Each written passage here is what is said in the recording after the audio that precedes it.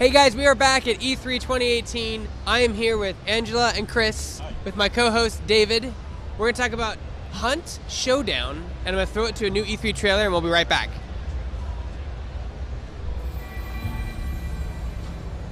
You don't get to...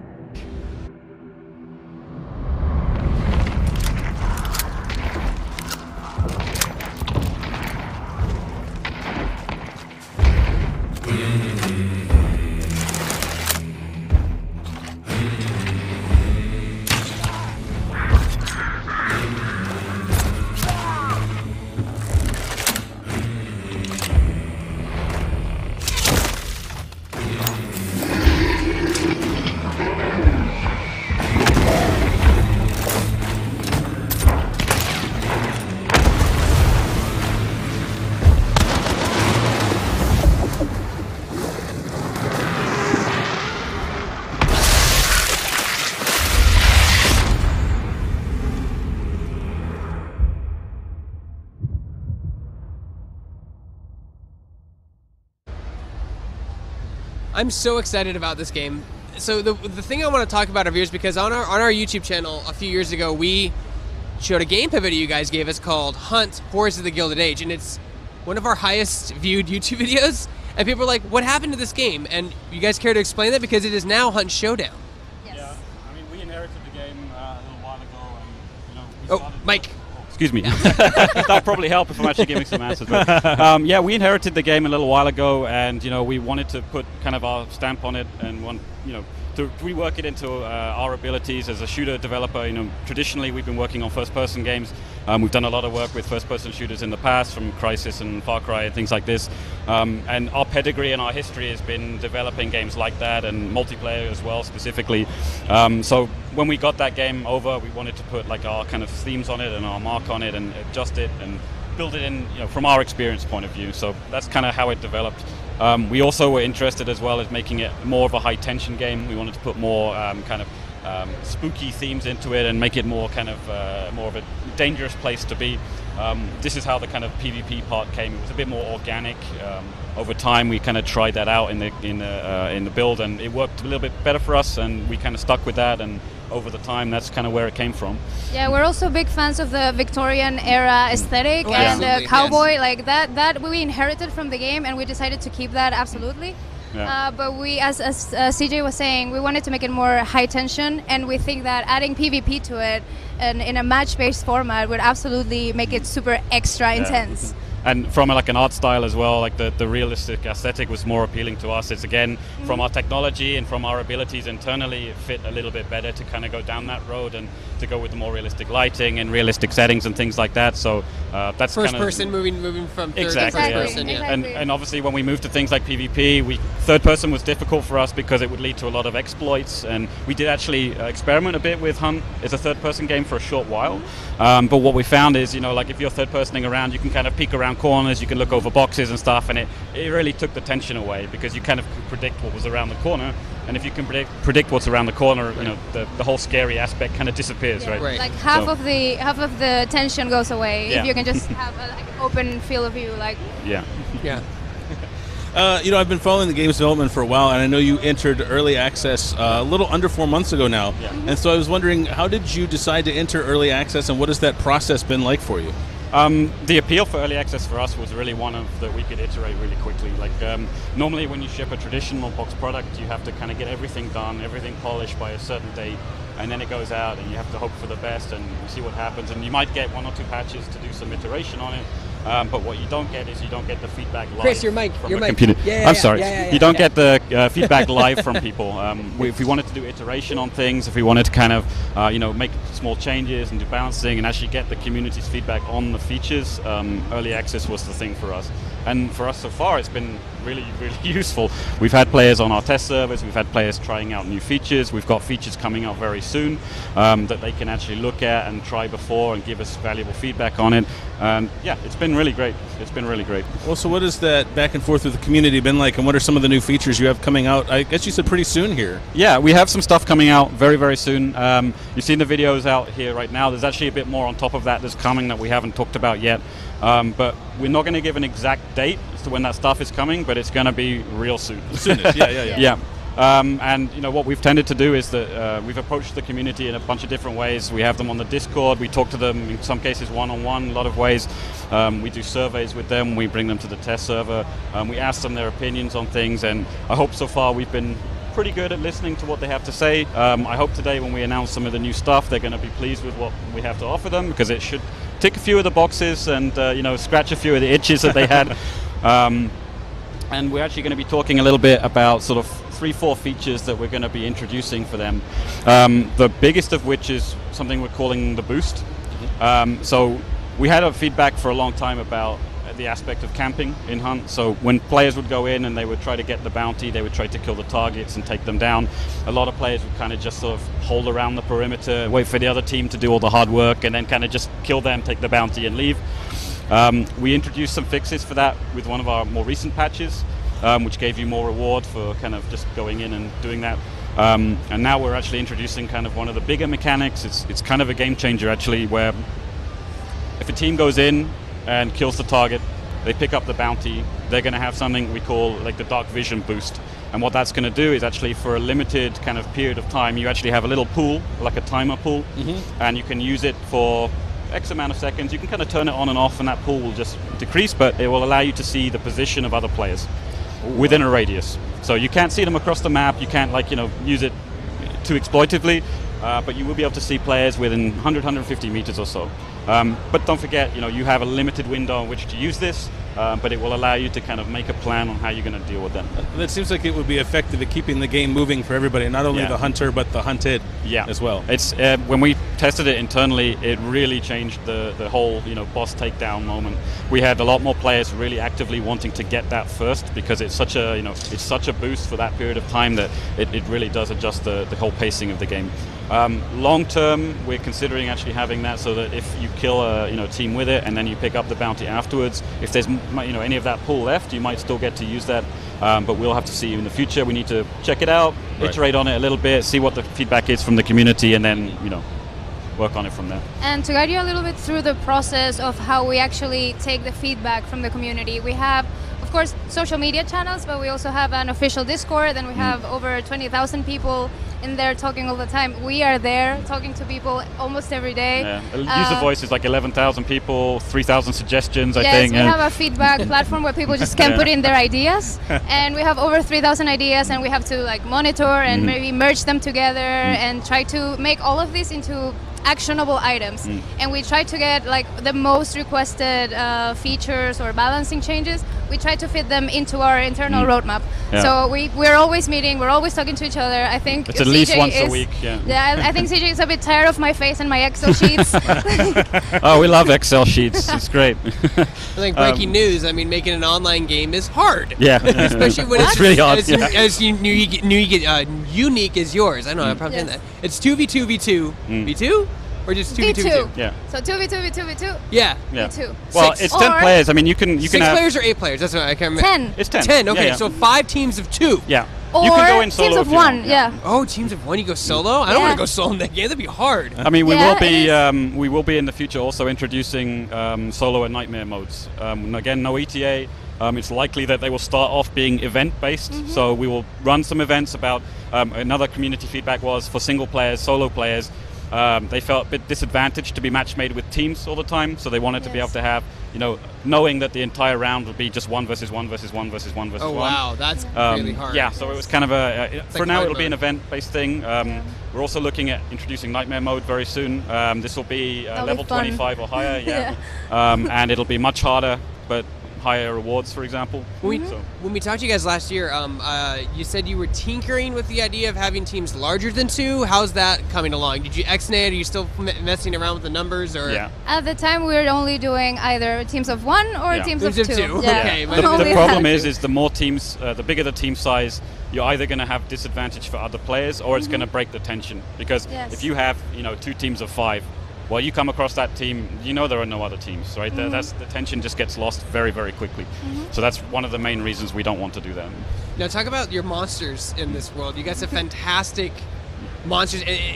Because I'm going to go off about the time period. I'm trying to save that for last, because I love the time period. But let's talk about the monsters first. You have this The one that sticks out in my mind is that terrifying spider creature. What? A spider made out of human body parts is scary? Yeah. Like, what are you talking about? Yeah. That's everyone's favorite. Now, whether the size of this like 50-inch teeth. No, they're bigger than that. They're twice the size as me. Have you seen that it has a human head? Because a lot of Dude, people it notice moves too fast. I can't. The thing is terrifying. All I know is it has like 6 human arms and making legs, and then it just screams and runs up and down walls. At one point we and wanted shoots poison too. And she's poison acid. Of course it does. I mean, at one point we actually were thinking about maybe having it like spit out babies, and they just Oh, fall good over. lord. Oh my God. But, yeah. Spitting out babies. Yeah, They're it was a insect little babies. technical difficulties in doing that. But yeah, it's just one of the many creature types you have. You have the butcher, I think, as well. Is that Yeah. working Yes, title? the The butcher. butcher as well. Talk about some of the other monsters in your game. Yeah, I mean, we have basically a full like kind of AI cast. We have the 2 bosses you just mentioned. We have the Meathead and the Spider. They have 2 very different kind of gameplay approaches to those. I mean, the Spider's very agile. It can climb on walls, ceilings, all over the place. A little bit weaker, a little bit less bullet spongy. Jump attack. He has like poison and things like this. So the Butcher is more of a kind of bullet sponge. He has kind of several stages he'll go through. A lot of fire and flames. It does a lot of damage if he can hit you quickly. So you want to just try to avoid him. He can charge at you, but it's it's a bit easy to kind of get out of his way at the moment. I have a great story about the butcher. The first time I encountered him, I was like, just shoot it. We're like, shoot it in the head. Yeah, shoot it in the head. And then it was a mask and it fell off and it had no head. And I'm just like, what do we do? I don't know. Yeah. You just shoot it anywhere else. We're just like, just shoot and run. Just shoot and run. And see, you just mentioned the Meathead as well, and the Meathead is not one of the bosses. Like, it doesn't have a bounty, but it's one of like our special kind of AI. Like an elite Yeah, boss. Yeah. he's very resistant, and he has these leeches that can detect you at a distance. So maybe if you're close to him, maybe he won't see you, but his leeches will. Oh, Yeah. great. So yeah, it's I mean, kind of nasty. The game is very designed around the idea of kind of audio tells and visual cues, and the AI is designed to be somewhat around that. Like, for example, we have hellhounds, which are just packs of dogs. Yeah. We actually recently buffed them a lot, and they were kind of scary to begin with, but easily avoidable. And now they have a bigger radius of sight and sound, and they can fuck you up really fast. They can really, really hurt you. Right? And we've busted. You have come across them before. Yeah. I'm actually curious to know a little bit more about audio design in these games, because I think it was about 10 years ago now, maybe 11, Dead Space really opened my eyes to the importance of audio design, especially in horror games or games with horror themes. So what is a little bit you can tell us about kind of the audio design that goes into choosing kind of just the right cue to evoke the right emotion in players? It's tricky. The tricky part is that you can flood the sound space a lot very easily. And the tricky part is, I mean, I'm not an audio engineer, so I can't give you the specific details of it, but what we struggled with a lot is deciding the volume of what and how much stuff you're going to be hearing at every given point, because since it's gameplay specific, it really has to be audible at the right time. So if you're walking around and everyone is stepping on twigs that are snapping and dogs are barking everywhere and gunshots are everywhere and glass is everywhere, it just we had a lot of playtests where it was just so overwhelming to kind of listen to all this stuff. It got so exhausting, and we had to take a lot of stuff back. Like, for example, if you notice in Hunt, we have very little music in game. Yeah. Right? That was something that really distracts from... I'm a big fan of that direction. I think ambient noise, especially in recent years, a lot of games have kind of eschewed soundtracks for more of an ambient focus. I think that adds a lot to the immersion. Yeah, I mean, what worked for us great was that we knew that the sound was being generated by other players. So what we wanted to do was try to reduce the amount of just general world stuff that's happening. It's you and your footsteps, maybe a few idles from the AI and whatnot, but we wanted the majority of the sounds to be player-driven things, because you're using them as cues to see where players are going to be. Yeah. So like stepping on the glass or like opening the doors and stuff, right? So that's the thing. I imagine that must be the hardest part, because in this type of game, anything you hear has to be significant. If one player says to his or her buddy, "Oh, did you hear that?" Whatever they heard has to mean something. Yeah, it has can't to a be distraction. relevant, right? Yeah. Otherwise, again, you just get kind of fatigued with the sounds, and then it just becomes somewhat meaningless. So it has to be completely relevant. And not only for the person who is listening, but also as a player, you have to be so aware of every movement that you make, because you can be stepping on broken bottles, you can be getting too close to, for example, the crows, and they make noise and they fly away and they give away your position. Right. All that kind of stuff, all those little things that you do, if you're not careful, the others will know where you are. Yeah. Right. I mean, we also we have a few things for players as well to play with, like the radio players and the automatic pianos and stuff. You can kind of mess with other players a little bit with that. Some of the audio cues, like for example, we mentioned the ravens just now. Like they might need to get toned down a tiny bit. There's a lot of them in the level, and right now we don't have an effective counter to them from a player's perspective yet. So we're kind of looking at those a little bit internally as well, but we'll see how that goes. That's actually something I wondered, Angela. Since community feedback is so important, do you take community feedback on just like balance and features, or are you looking for everything, saying, this level feels off, I don't really like how this looks, this sound doesn't seem right to me? Are you gathering everything?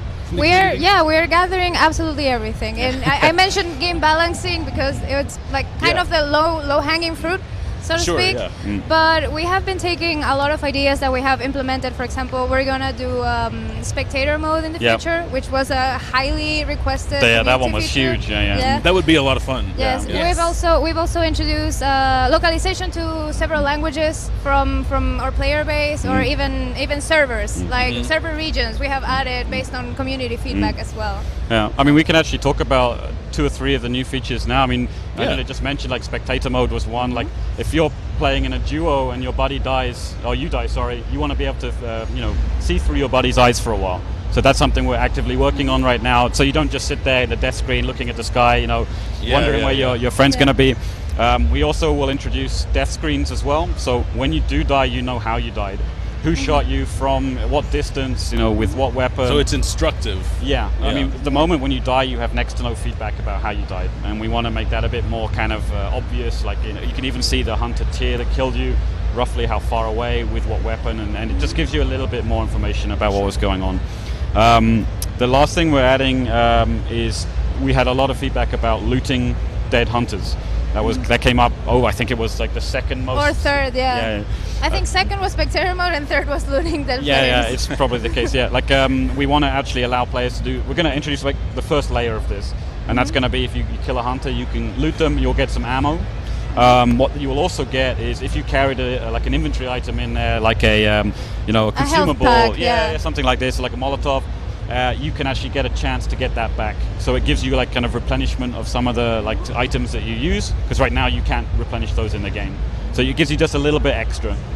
Okay. So, it's interesting that we kind of this is something Greg and I have talked about, where we're kind of gaming in an era where spectating is so important. Yeah. But not just for spectators, which is kind of what YouTube and Twitch are predicated on. Yeah. But also for players, you can learn as much now by watching what you did as actually doing what you did. Yeah. And it also helps a little bit for us when we have things like the death screen, so that players have a feedback about what happened. Because when you die and you lose a hunter, that's a big deal to a lot of players. Like they put a lot of hours into that. Right. So we need to give them a bit of extra information, and that's from our side, it's a really important thing. We also will be introducing a new map at some point in the near future, so that's a new thing as well. So we've been talking about that for a while. Yeah. No ETA yet, but we will confirm they're working on another map. It is set in Louisiana, and that's all the information we have, but hopefully we'll get something new and some more information soon for that.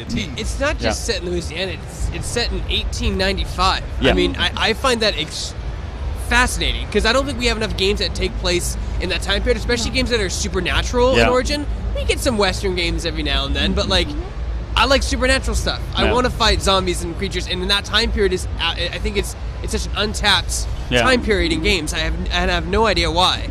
I mean, when we designed that, what part of the kind of appeal to us was we didn't want 1800s in the, we call them the cliche times, like London and Paris with all the opulence and all the nice brass, steampunky kind of stuff. It's been done a lot. We wanted to do the shittier parts of the world, the nastier parts of the world, covered in mud and dirt and blood and gritty, just very gritty. I mean, even if you look at our weapons design, you can see that they are all rusty, they're dirty, and they have seen stuff that like the cleaner weapons have not. We wanted to make sure we wanted to make sure that people grab like a Winchester and they see, okay, this has seen some horrible stuff. It's just what fascinates me is that like you have these hunters, which are basically like the lawmen of the supernatural, and like, but they sometimes work together and they sometimes don't, which leads me to another question: is if I'm in a game of 10 people in groups of 2, can I meet another group and say, hey, let's not attack, let's work together to kill this boss and split the bounty? So the teaming aspect is quite controversial at the moment for 2 reasons. One is we didn't have a limit or a mechanic to deal with players. They could actually trick the matchmaker somewhat and get into a game together. So you could end up with a team of 4 communicating in the same server together, which was really bad. Gamers. We have some I can't talk about the specifics of how we're solving that, but we're adding some mechanics in the background to stop that from happening because, again, the community basically were very upset about that, and rightly so. It really kind of ruins the aspect of the game. What we don't mind, however, is if you go in as a solo and you meet another solo, if you guys want to work together, that's fine by us. I mean, even if you come across kind of two teams and you manage to strike some sort of peace accord and work together, we're fine with it as long as it's not premeditated. Do you guys have near voice communication? So if I'm talking to the mic, other teams can hear me? Yeah. I mean, we support like an in-game VoIP that's directional. Even the in-game chat is radius-based, right? So. That's what I think is fascinating about your game is you're giving me multiple ways to play, which is always great because I can, if I want to go in guns blazing, kill everything, and try to kill the monster immediately, I can do that. Yeah. My personal favorite way to play is to just kind of find the boss and wait. Yeah. And I just wait until like another team comes in. Yeah. And then during the fight, I just run in and I start attacking them. Yeah. Because I know once they're dead, my opposition's gone, and I don't have to worry about this anymore. Yeah. And there's also the third way, which is like meeting people and saying, hey, let's not attack, let's just work together. Yeah. And then you could betray them afterwards. If that has worked out for you, I'd love to know. But maybe when we introduce the dark vision boost, that would be not that great for you because then other players who actually took down the boss would be able to see where you're hiding. Yeah. It's true. It's worked, but I was betrayed. Yeah. So either I was betrayed or we're really bad shots and they were hitting me instead of the monster. Yeah. Exactly. Wait, you're hitting me? Exactly. Yeah. Oh no. You guys, when does the Hunt Showdown come out and what platforms will it be on? Oh, well, right now it's in early access and it's only on PC on Steam. Yeah. And if you want to try it out and check it out, you can do so right now. Yeah. We about a month ago we released our first big content patch. And very, very soon you'll be able to see what's next from the stuff that we showed in the video, what we just talked about. Yeah. We're not going to release all of it in one patch, but we're going to basically do a couple gradual more. kind of iterations. Yes. It's breaking news again. Games take time to make. So. Yeah. I mean, along those lines, we also spent like a big part of the last sort of 2-3 months. We had a lot of feedback on performance and on the background stability and things like that.